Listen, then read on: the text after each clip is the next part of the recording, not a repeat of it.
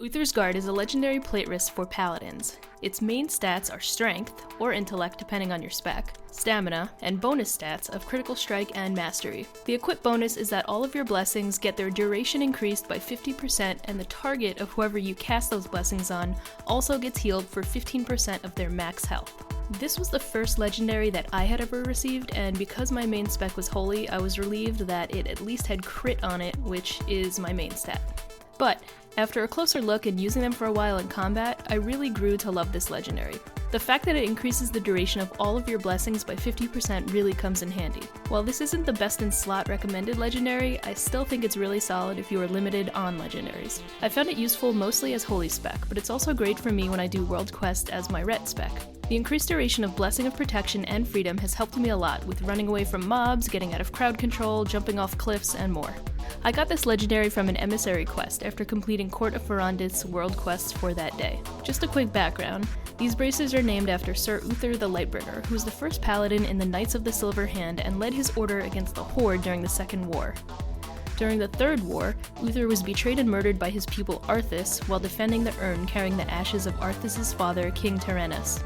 I put a link to learn more about Uther in the description of this video if you are interested. So, I'm gonna go over each blessing quickly and how they are affected by these bracers. First up is Blessing of Freedom. This classic paladin spell places a blessing on a party or raid member and grants them immunity to movement impairing effects.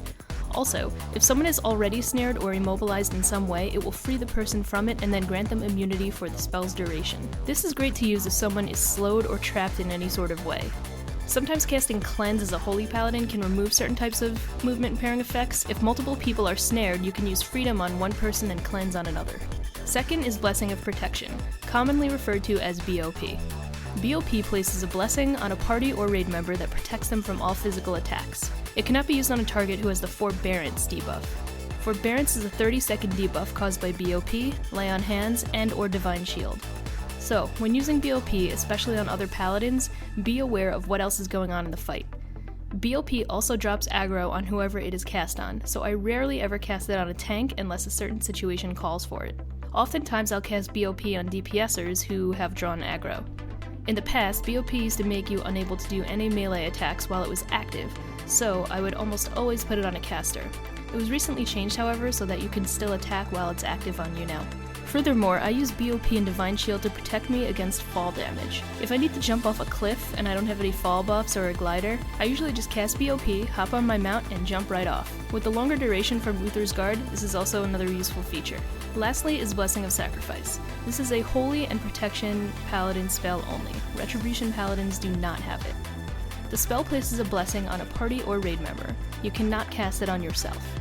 It transfers 30% of all damage that they take to you, the paladin, for the duration, or until the transferred health would cause you to fall below 20% health. You need to be careful when using Blessing of Sacrifice because without careful use, it can kill you and has killed me in the past. From my holy experience, every time I cast it, I make sure that I have either Divine Protection or Divine Shield ready to use to make sure that the damage transferred to me is mitigated. My usual combo is to cast Blessing of Sacrifice on a tank or someone who I know will be taking a decent amount of damage, and then cast Divine Protection and carefully monitor both of our healths. The longer duration of Sacrifice means you're going to take more damage, so just be aware of that. The only other part of the bracer is that it's 15% heal on the target when a blessing is cast. So, for example, my base health is 3,501,000. When the bracer effect is triggered, I will be healed for 15% of my health, which is about 525,231 to be exact. About the same as a health pot. One thing to note is for some reason in the combat log, the name of the heal from the bracer is called Thrain's Sacrifice, so if you're checking logs, be aware of that. So, what do you guys think of these bracers? Do you like them? Do you like the effects that it has on blessings? Do you think they're cool? Do you think they're useless? Let me know in the comments. As always, thanks for watching this video. Feel free to subscribe to my channel and check out the other videos in this series. See you next time.